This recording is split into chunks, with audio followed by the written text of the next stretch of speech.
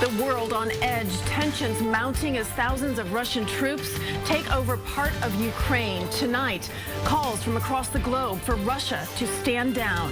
Good evening, I'm Christine Johnson. And I'm Maurice Dubois. Right now, Secretary of State John Kerry is headed to Kiev. There are reports 16,000 Russian troops are currently in the Crimean Peninsula. Today, President Obama said Russia's actions violate international law. CBS 2's Jessica Schnedier has more now on the growing crisis in Ukraine.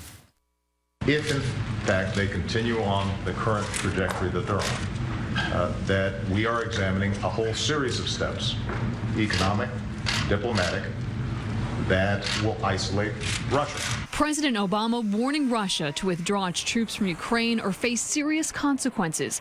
The tough talk coming as Russian troops who invaded Ukraine's Crimea region over the weekend have reportedly set a deadline, telling Ukrainian troops to surrender by 10 o'clock tonight or face a military attack.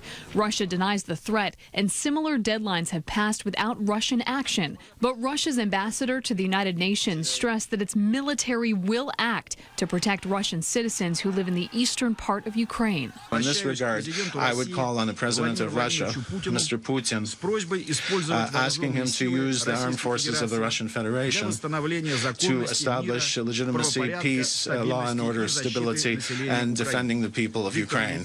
The U.S. ambassador to the UN spoke out against Russian military action, stressing that Ukrainians have done nothing to provoke any kind of attack. Military action cannot be justified on the basis of threats that haven't been made and aren't being carried out. In Manhattan's East Village, there is the fear of violence. Nobody knows. We hope there wouldn't be any war because nobody needs that. Pavlo Kaidan's family lives in Ukraine. He lives in constant fear that he will soon lose touch with them if the country is forced into war.